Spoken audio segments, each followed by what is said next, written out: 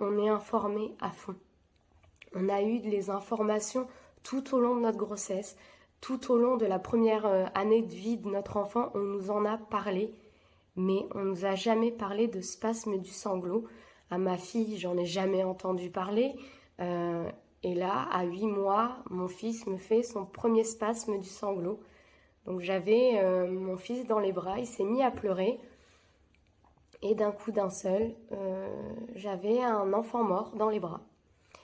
Ruben est passé de bleu à blanc et un enfant inerte dans mes bras. Bonjour tout le monde, j'espère que vous allez bien. Alors voilà, je viens vous faire cette petite vidéo pour vous informer de quelque chose. Alors voilà, je vais vous parler des spasmes du sanglot. Ici, on a eu le droit au spasme du sanglot pendant 4 ans. Alors pourquoi je prends la parole maintenant au bout de 4 ans? Parce que on a la chance que ce soit fini. Et surtout, j'arrive enfin à en parler sans être mal à l'aise ou sans avoir les larmes aux yeux. J'en ai parlé dans 2 posts, je pense, sur Instagram et sur Facebook, mais je n'arrivais pas à prendre la parole directement en vidéo, voilà. Donc aujourd'hui, je prends la parole parce que, alors je vais vous expliquer pourquoi je prends la parole aujourd'hui. Parce que pendant les vacances, j'ai vu un post d'une maman sur un groupe de mamans, justement, qui parlait que son enfant avait arrêté de respirer après des pleurs. Et dans les commentaires, vous avez des mamans qui lui ont juste dit « c'est pas grave, c'est rien, il faut pas angoisser, il faut pas avoir peur, c'est juste des spasmes du sanglot ». Ben si, il faut avoir peur, il faut être angoissé. C'est pas rien, on n'est pas informé, on ne sait pas ce que c'est. Donc si, on a le droit d'avoir peur. Vous avez le droit d'avoir peur en tant que maman, en tant que parent, en tant que papa, en tant que grand-parent, en tant qu'être humain. On a le droit d'avoir peur, on a le droit d'angoisser. Parce que justement, on n'est pas informé sur ça. On est informé pendant toute notre grossesse, pendant les premiers mois de notre enfant, voire la première année de notre enfant, sur la mort subite du nourrisson, sur comment donner un biberon à température, comment faire un rot à notre enfant, comment le mettre à dormir, pas sur le ventre mais sur le dos, un peu surélevé, pas trop surélevé, pas trop couvert, les températures des chambres. Ça, on est informé à fond. On a eu les informations tout au long de notre grossesse, tout au long de la première année de vie de notre enfant, on nous en a parlé, mais on nous a jamais parlé de spasme du sanglot. À ma fille, j'en ai jamais entendu parler. Et là, à 8 mois, mon fils me fait son premier spasme du sanglot. Donc j'avais mon fils dans les bras, il s'est mis à pleurer. Et d'un coup d'un seul, j'avais un enfant mort dans les bras. Ruben est passé de bleu à blanc et un enfant inerte dans mes bras tout simplement. Et il avait 8 mois. J'avais rendez-vous chez mon médecin et c'est lui qui m'a parlé justement des spasmes du sanglot. Qui m'a dit justement de ne pas m'inquiéter, de ne pas angoisser, que ça pouvait être juste une seule fois. Mais non, en fait, ça n'a pas été une seule fois. Ça s'est reproduit chez la nounou. Alors ma nounou justement m'en avait parlé parce qu'elle elle avait déjà eu un enfant en garde qui avait fait ça. Et du coup, elle savait comment gérer la chose, donc elle m'avait expliqué comment faire et comment réagir à tout ça. Et en fait, moi, j'étais complètement démunie et non, je ne savais pas comment réagir, même si on m'avait expliqué, on m'avait dit de ne pas angoisser, qu'un enfant peut pleurer. Puis voilà, mon médecin m'avait dit, un enfant ne meurt pas en pleurant. Moi, j'avais cette impression à chaque spasme que mon enfant était mort. Tout simplement parce que, non, c'est pas normal qu'un enfant, quand vous l'avez dans les bras et qu'il se met à pleurer pour une frustration, parce que j'ai eu ça pendant 4 ans, 3 ans et demi, de 8 mois à 4 ans, un enfant qui pleure pour une colère et qui s'arrête de respirer, qui pleure pour un petit bobo. Alors ça pouvait être un petit bobo de rien du tout, comme un bobo, je sais pas, qui se prend un mur. Alors Ruben a la fâcheuse manie de se prendre les murs. Pourtant, la maison est grande et les espaces sont grands. Non, Ruben se prend les murs. Voilà. Il tombait régulièrement. Euh, donc, du coup, une chute pouvait engendrer un spasme, un rien, une frustration. Je vous dis, lui prendre un crayon dans les mains, et ben, ça pouvait engendrer une crise. Vous allez me dire, c'était des caprices. Oui et non. Alors, beaucoup de personnes nous ont dit, un enfant ne peut pas jouer de ça. Mais mon médecin m'avait prévenu aussi par après, au fur et à mesure que les crises étaient récurrentes, il m'avait prévenu que il fallait pas que je rentre dans son jeu. Mais hélas, vous rentrez inconsciemment dans le jeu de votre enfant parce que vous appréhendez chaque crise, vous appréhendez de le faire garder. En fait, on ne faisait pas garder notre fils tout simplement parce qu'on avait peur. Ma mère l'avait gardé, je pense qu'il avait 18 mois. Il lui en a fait une parce qu'il s'est pris la barre de la table dans le front. Bon, il n'a rien eu, c'était juste un petit bleu, une petite bosse, mais voilà, c'est de la barre. Donc elle m'a dit, Lulu, j'ai eu très peur. J'ai dit, c'est normal, mais moi, c'est ce que je vis régulièrement. Donc du coup, vous vous dites, oui, je l'ai laissé, vous culpabiliser. Ma belle-mère a eu une grosse crise aussi. Et en fait, elle était en panique. Concrètement, c'était exactement ça. J'ai vu la peur dans ses yeux parce que j'étais au travail. Et puis en rentrant, elle m'a dit, je l'ai cru mort, tout simplement. Et mon conjoint avait vécu ce jour-là la première crise de Ruben. Parce qu'en fait, il n'avait jamais vu aucune crise. Parce que toutes les crises se passaient soit avec moi, soit avec la nounou. Donc du coup, le problème, c'est qu'il a crié devant Elina, mon fils est mort. Donc, alors je l'explique là aujourd'hui, mais je ne l'ai jamais dit à personne, mais Guillaume a eu très peur. Et en fait, chaque crise était rythmée comme ça. Vous avez un enfant mort dans les bras, et puis quand on vous dit, mais non, laisse-le vivre, en fait, vous ne pouvez pas. Parce que vous voyez votre fils... Pour rien, parce que vous vous dites, s'il se blesse n'importe où, s'il se blesse chez vos amis, s'il se blesse dans votre famille, s'il fait cette crise-là, comment les gens vont réagir? Et en fait, oui, on est tout le temps sur son dos, on est régulièrement sur son dos parce que on a peur, on a toujours eu peur. Il a 5 ans, mais Ruben est un enfant hypersensible. Donc, il ne gère aucune émotion. Donc, du coup, c'est très compliqué pour nous parce qu'en fait, un rien peut faire une crise maintenant, mais pas une crise de spasme, mais une crise de colère. Parce que, alors vous allez me dire, oui, il est capricieux. Non, pas du tout, parce qu'il est suivi par une psychomotricienne et elle le dit très bien. Ruben est un petit garçon hypersensible qui gère pas en fait ses émotions. Donc en fait, un rien va le faire culpabiliser, un rien va avoir une frustration énorme sur lui, va le faire partir au quart de tour parce qu'en fait, il va... en fait, il va pas gérer. Et en fait, depuis tout petit, il ne gère aucune émotion. Donc on essaye de travailler dessus. J'ai acheté énormément de livres sur les émotions, j'ai acheté des livres sur l'hypersensibilité d'un enfant. Mais c'est très compliqué parce qu'en fait, on ne vous comprend pas.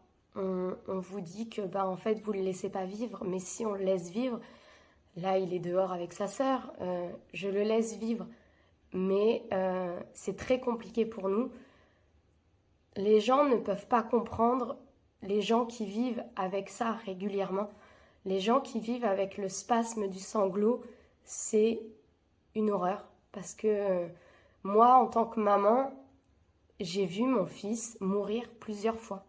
J'ai vu, oui, vous allez me dire, il revient. Oui, il est revenu à chaque fois. Mon médecin m'avait dit, ne t'inquiète pas, il va revenir. Il n'est pas mort. Oui, mais en fait, les gens ne peuvent pas savoir le psychologique. Quand vous fermez les yeux la nuit après une crise, vous voyez votre fils en fait inerte dans vos rêves, bleu, blanc, un pantin désarticulé. Après chaque crise, Ruben était complètement exténué en fait. Donc moi, là aujourd'hui, je vous parle de ça parce qu'en fait, Je trouve ça pas normal qu'on n'ait pas informé sur ça. Parce qu'en fait, en tant que parent, on est censé savoir les choses qui doivent arriver à nos enfants. On nous prévient sur tellement de choses, mais pas sur ça, c'est pas normal. On nous prévient pas que notre enfant peut peut pleurer et s'arrêter de respirer, peut pleurer et devenir bleu, peut pleurer et devenir mort. Oui, il n'était pas mort parce que mon médecin a eu le droit à avoir la crise dans son cabinet et il m'a bien dit non, il n'est pas mort, son cœur bat encore. Oui, vous avez beau me dire ça, mais non, en fait, non. C'est pas comme ça, c'est pas normal de voir son fils comme ça jusqu'à 4 ans. Jusqu'à 4 ans, parce qu'en fait, voilà, ça a été récurrent. Alors Ruben avait ces crises-là souvent quand il était malade. Donc en fait, je sais pas pourquoi quand il était malade, il nous faisait ça. Alors je ressentais, alors c'est bizarre, mais à chaque fois qu'il allait faire une crise dans la journée, je la ressentais en fait. Qu'il soit avec moi ou pas avec moi, je ressentais que la journée allait mal ou bien se passer. Vous allez me dire oui, je ressentais, j'allais lui donner déjà les angoisses ou autre, mais non, pas du tout en fait. Je ressentais, j'ai ce lien avec lui. Voilà, je sais pas comment l'expliquer. J'ai un lien fort avec lui qui me dit quand il va être pas bien, quand il est bien. Et en fait, je ressentais chaque crise. Quand j'étais au travail et qu'il était tout petit, je ressentais les crises à distance en fait. Et j'envoyais directement un message à ma nounou et je lui disais, il y a quelque chose qui va pas, Ruben a refait une crise, elle me dit oui. Elle me disait oui, il en a fait une, mais t'inquiète pas. Mais t'inquiète pas. Parce qu'elle avait déjà eu le coup avec un autre petit garçon, donc elle savait le gérer. Mais ne t'inquiète pas si je m'inquiétais parce que c'est normal, parce que on est maman, on a le droit de s'inquiéter, on a le droit d'être angoissé. Donc s'il vous plaît, arrêtez de dire à des parents qui ont des enfants qui font des spasmes du sanglot de ne pas s'inquiéter, de ne pas être angoissé, de ne pas mettre notre angoisse à notre enfant si on est angoissé, parce que c'est pas normal, on n'est pas informé, on a le droit d'être informé de cette chose. Et c'est pas normal. C'est pas normal que nous, en tant que parents, on n'a pas le droit d'être informés. Alors vous me direz que non, faut pas s'inquiéter. Si, inquiétez-vous parce que c'est pas normal. Donc du coup, voilà. Donc je vous disais, voilà, il ne faut pas dire aux parents de ne pas s'inquiéter. Et aussi une chose qui nous est arrivée, on nous a souvent dit, mais non, mais un enfant qui fait un spasme du sanglot ne peut pas jouer de vous.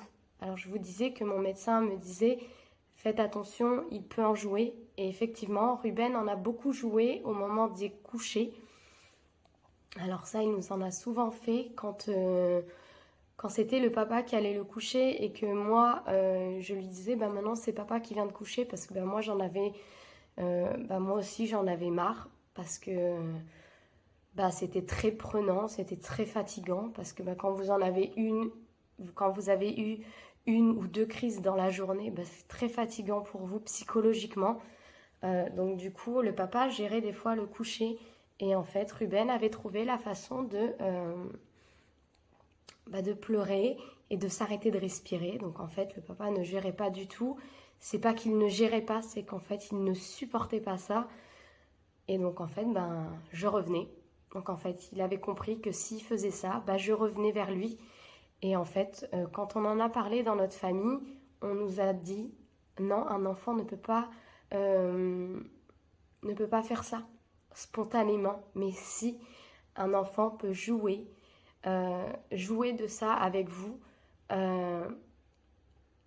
Mais voilà, je sais pas si vraiment ils y jouent. Oui, il en a joué parce que concrètement, il a fait que c'était sa façon de faire pour que moi je revienne et que son père parte, tout simplement. Mais c'est très compliqué. c'est très compliqué parce que voilà, il en a fait une fois chez une amie parce que tout simplement Ruben est très câlin avec les enfants, hélas. Euh, vous me direz pourquoi hélas, parce qu'en fait bah, il y a des parents qui ne supportent pas que vous touchez à leurs enfants et lui c'est pas méchant ce qu'il veut faire, c'est juste un petit câlin ou un bisou à un enfant. Mais d'autres enfants ne veulent pas en fait tout simplement. Mais lui, il comprend pas pourquoi l'enfant veut pas, donc en fait il va limite forcer l'enfant à vouloir lui faire un câlin. Et en fait, cette maman a été très, très en colère. Donc moi, je me suis mise en colère contre Ruben. Je lui ai dit, arrête de le forcer, ça sert à rien. Je l'ai pris dans mes bras et en fait, là, j'ai eu le droit à un spasme.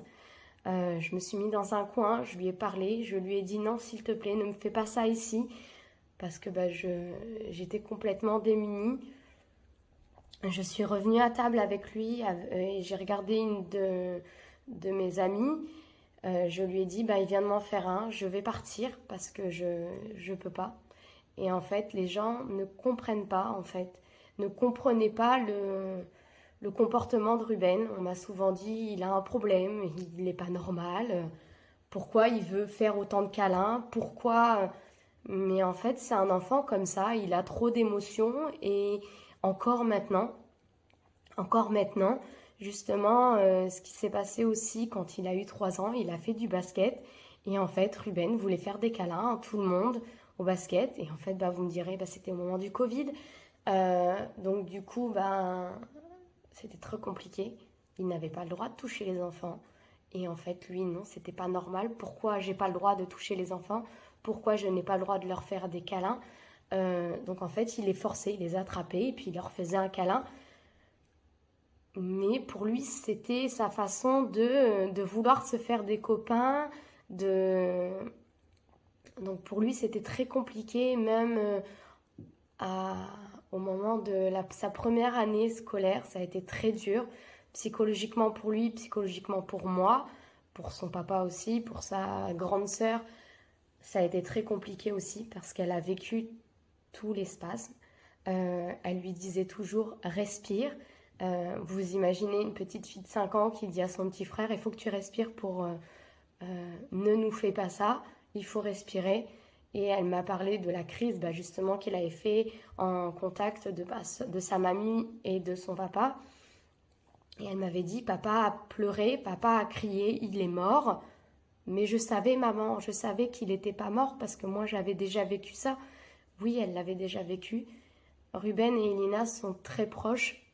Euh, mais voilà, c'est des enfants qui se chamaillent aussi, hein, bien sûr. Mais ils sont très proches, très fusionnels. Alors, est-ce que c'est à cause de ces crises-là? Je pense aussi que ça a joué énormément. Donc, du coup, voilà, je voulais vraiment vous informer. Alors, on va vous dire de faire des choses pour éviter la crise. Alors, écoutez, moi, ça n'a pas fonctionné. J'ai fait exactement ce qu'on m'a dit de faire. On m'a dit de lui souffler au visage, de lui mettre de l'eau sur le visage, parce qu'en fait, ça le... Comment vous dire? Ils appréhendent, en fait. C'est pas quelque chose que vous faites habituellement. Donc, en fait, ça le fait revenir. Mais moi, il n'y a jamais rien qui a fonctionné. Je lui ai mis de l'eau sur le visage, je lui ai soufflé au visage, je lui ai... j'ai tout fait. J'ai vraiment fait tout ce qu'on m'avait dit de faire. Un brumisateur d'eau aussi. En fait, ça leur met un... En fait, c'est quelque chose qui leur... je sais pas comment expliquer, c'est quelque chose qui ne s'attendent pas, en fait. Donc, du coup, ils reviennent à eux tout de suite. Donc, en fait, vous n'avez pas le gros spasme.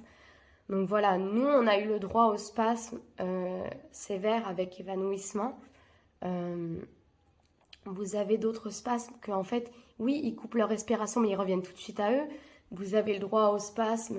Il y a une maman qui expliquait ça dans un post sur les spasmes du sanglot sur Facebook. C'est un groupe qui expliquait ça. Et en fait, elle disait que en fait, sa fille, une frustration a fait que ben, elle a fait un spasme, mais sans pleurer.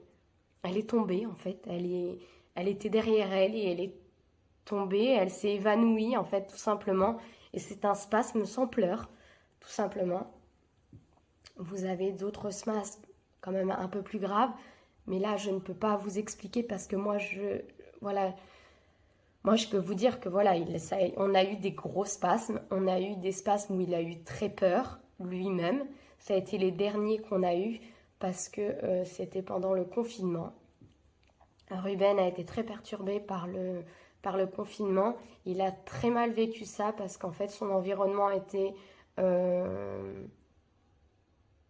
comment vous dire, on a vu personne, on voyait plus personne. Lui, il n'avait plus de nounou, il n'avait plus de repères, on ne voyait plus nos familles. Vous allez me dire, bah, c'est notre choix, on a été vivre loin d'eux, mais on voyait plus personne, tout simplement. Et lui, ça a été très dur psychologiquement pour lui. Donc, on a eu le droit à beaucoup de crises. On a eu le droit à... Voilà, c'était très compliqué. Il m'a fait justement un spasme sans pleurs. Et il est tombé de sa hauteur. Il est tombé par terre, tout simplement, dans sa chambre, dû à une colère, justement. Je l'ai puni pour quelque chose.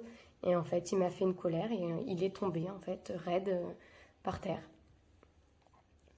Donc, du coup, voilà. Donc, je voulais surtout vous prévenir, voilà, vous informer que ça existe. Oui, il faut prendre sur nous. J'ai pris sur moi au bout de 3 ans. Donc, pour vous dire, j'ai mis beaucoup de temps à évaluer tout ça parce que c'est très compliqué. Donc, du coup, voilà. Donc, je voulais vraiment, vraiment vous en parler.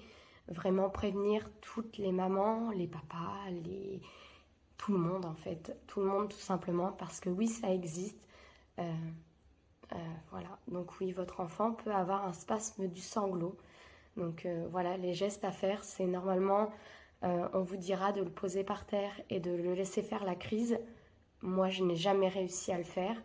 Ruben, pour le calmer, je l'ai toujours gardé dans mes bras et je lui ai laissé faire la crise tout simplement en lui parlant calmement. Donc du coup, voilà. Vous n'êtes pas toute seule. Vous n'êtes pas seule parce que on peut penser qu'on est seul et qu'on ne nous comprend pas. Mais vous n'êtes pas seul. Essayez de vous entourer. Ceux qui ne vous croient pas, ils sont idiots parce que c'est des choses qui arrivent et c'est des choses très compliquées pour nous psychologiquement. Aujourd'hui, je vous en parle parce que voilà, je me sens prête à vous en parler et cette vidéo, je devais la faire avant de partir en vacances et j'ai pas réussi à la faire, tout simplement. J'ai vraiment pas réussi à la faire. Et donc, du coup, voilà. Donc, aujourd'hui, je me sens prête. Donc, du coup, je vous en parle. Partagez cette vidéo parce que c'est vraiment quelque chose qu'il faut faire. Il faut vraiment informer les parents, les jeunes parents, les grands-parents, les nounous qui ont justement... qui peuvent avoir ce genre de choses chez eux. Un spasme du sanglot, ce n'est pas rien. C'est quelque chose de... vous me direz, non, c'est pas grave, comme je vous ai dit tout le long de la vidéo. Mais quand vous y attendez pas et quand vous n'êtes pas préparé et qu'on vous en a pas parlé, en fait, si, c'est grave parce qu'en fait, vous savez pas ce que c'est. Donc c'est pour ça vraiment que j'ai fait cette vidéo, c'est vraiment pour vous informer que c'est quelque chose qui peut arriver.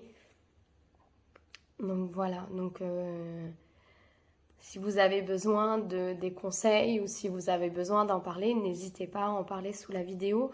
Je serai d'accord d'en parler avec vous. Et puis voilà, je vous souhaite une excellente journée et puis à très bientôt.